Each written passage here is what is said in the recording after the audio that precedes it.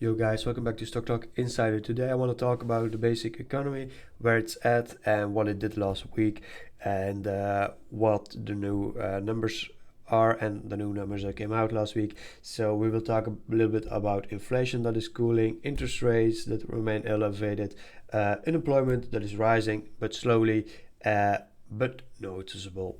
So yeah, that's what we will talk about, and we are now deep into 2025.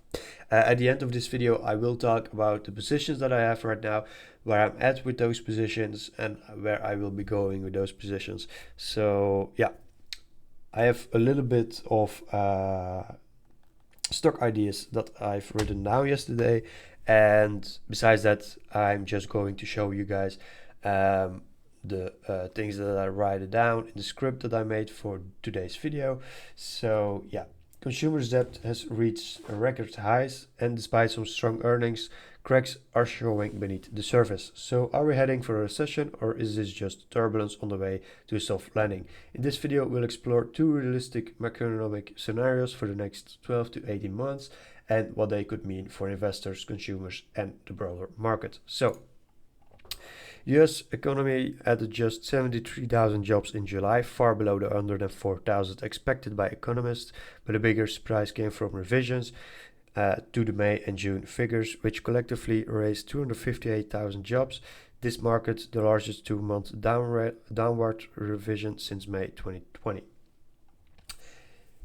Scenario A, recession hits. In scenario A, the slowdown accelerates, the job market continues to deteriorate. In July, only 73,000 jobs were added, the weakest pace since the pandemic, excluding lockdown months. The unemployment rate ticks up 4.2%, and continuing claims people staying unemployment quietly rise. So the unemployment rate, we went a little bit up to 4.1%. In May we were at 4.2, so if you look at May we are actually down. In June we are at 4.1, but still it's higher than expected. So also S&P in year to date is 6.3% up. If you know that it's between 8 to 10% for yearly normal return. I do expect that we already had 1 to 2 normal good months. Then we went down specifically very hard in April, and now we are getting back up a lot. We are actually at all-time highs. So yeah, that's very good, of course, but also that explains itself in why it's so easy for the market to go down from highs. Have said that, I do believe that we will go into a small correction in the back half of this year, so between September, October, November. At the end of November and beginning of December, we will accelerate again to the good highs. I do not know if we will hit those highs again, but we will recover the most of the correction we had. And if you take it all together, the correction itself will just be the so much other buying opportunity.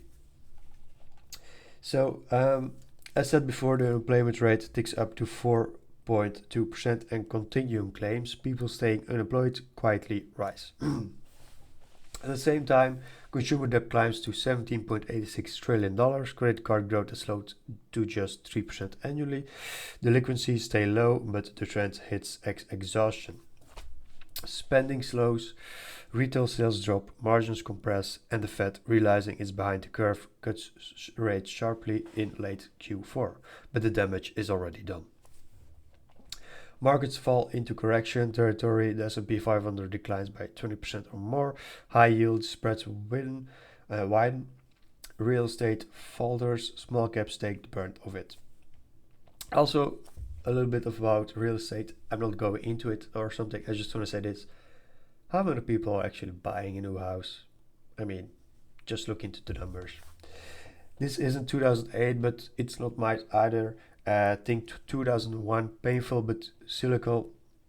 Cash becomes king, dividends matter, and sentiments turn cautious fast.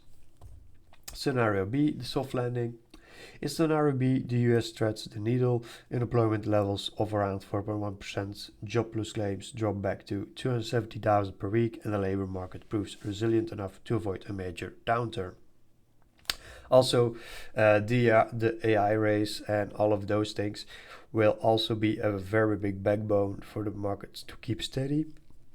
If all of those earnings in Q3 are also just as good as today, then we will be going much harder into a recession. It will be much harder to go into a recession, I mean. So that's also a thing to remind yourself of. Consumer debt remains high, yes, but delinquency stays stable at 1.5%. And credit growth slows in a healthy way. Households adjust but don't collapse. In this environment, the Fed begins a slow, deliberate series of rate cuts, not out of panic, but to rebalance growth and inflation. Markets remain volatile but don't crash. Big tech stabilizes earnings through AI growth, as said before, and enterprise demand. Dividend stocks shine, bonds begin to recover.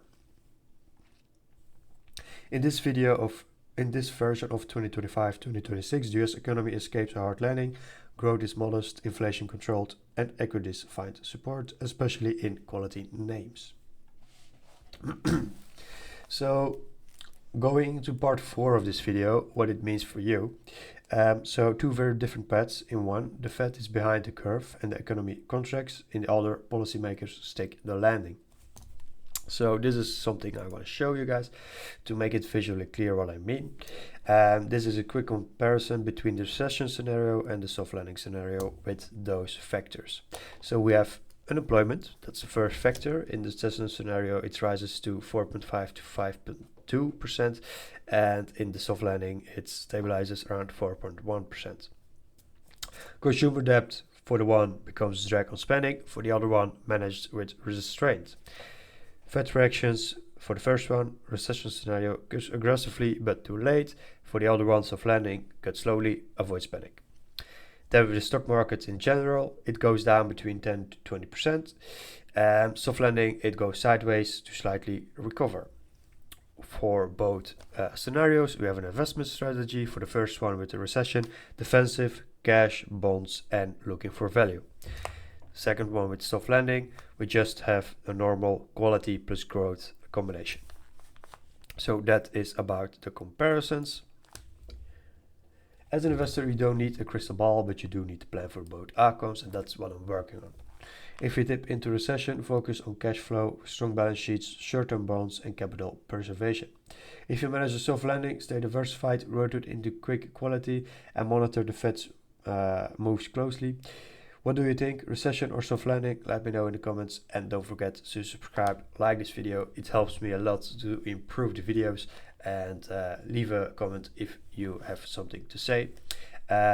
So that's about everything I wanted to say in the video. And before I close the video, I just want to give you guys my portfolio, and well, I don't want to give you the portfolio, I just want to show the portfolio where it's at right now and what I will be doing. So we have Adobe. I have a total position of 1,500 euros at this moment. If you go to the total portfolio, it should be around $60,000 to $59,000. In euros, it's 52,000.4. At the highs of this week, so before Friday, on Thursday, we had the highest ever counted total on the portfolio. That was around almost maybe 10 euros divided.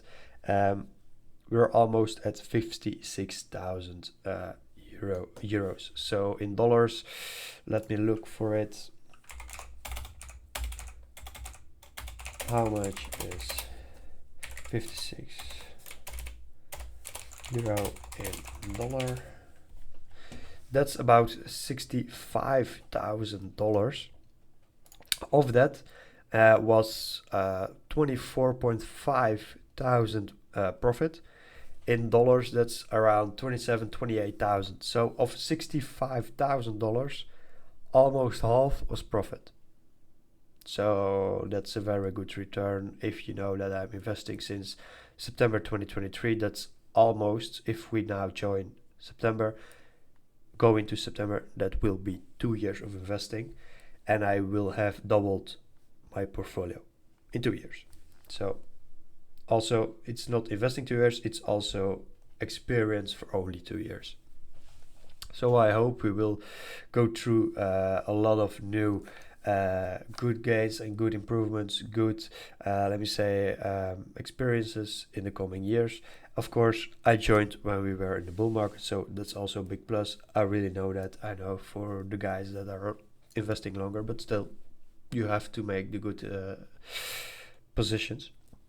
So total portfolio since Friday happened is 52,414 euros. Total profit of it is 21,275 euros. I have a free space of 14,000 and almost 700 euros. I'm invested in Adobe, AMD, Elf Beauty, Fubo, and SoFi. Fubo is a little bit speculative. I'm just trying something out with it.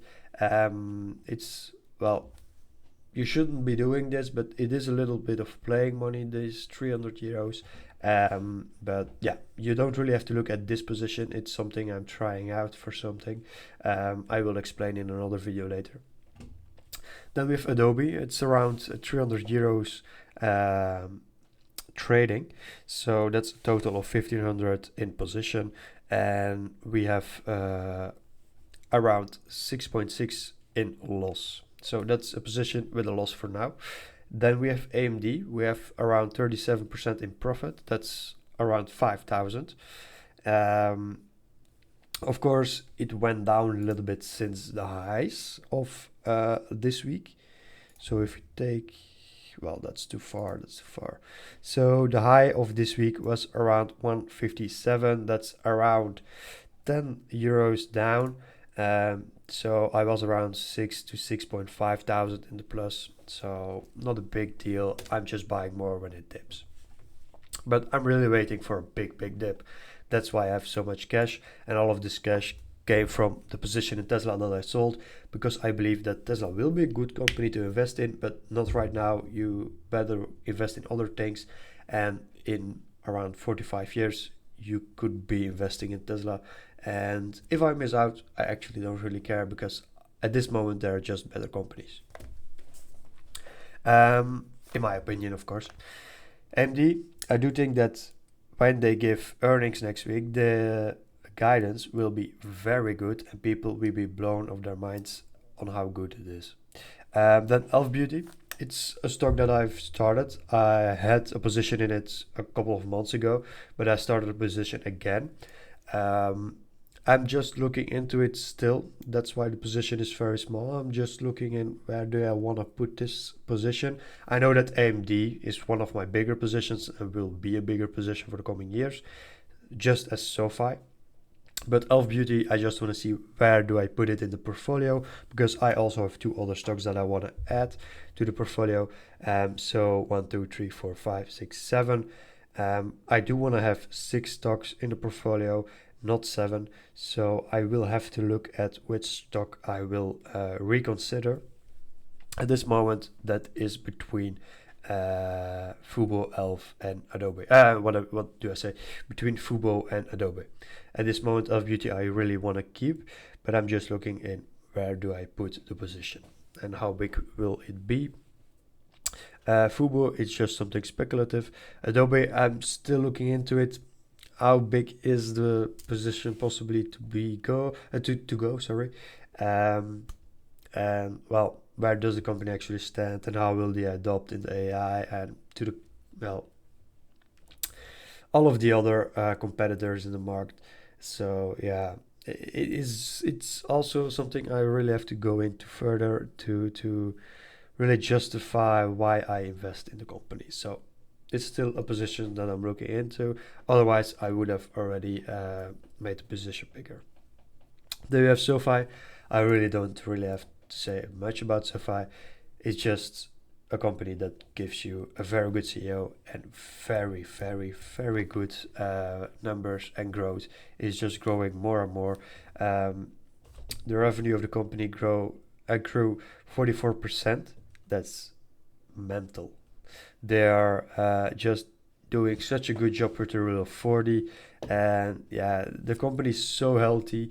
There have two reasons this week why it went down. It actually went up between 15 to 70% when the earnings dropped, so that was very good. We were at 22 euros per stock.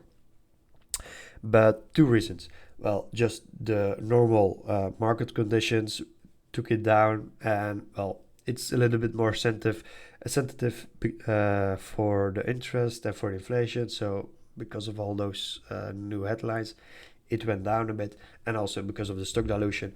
But I trust Anthony Noto when he says something, and he needs the money to invest in the company to make the profits and returns even bigger. So that was it about the portfolio. I will make a more clear statement about the positions in coming videos, but for now this is what you get, and I want to say thank you and see you later.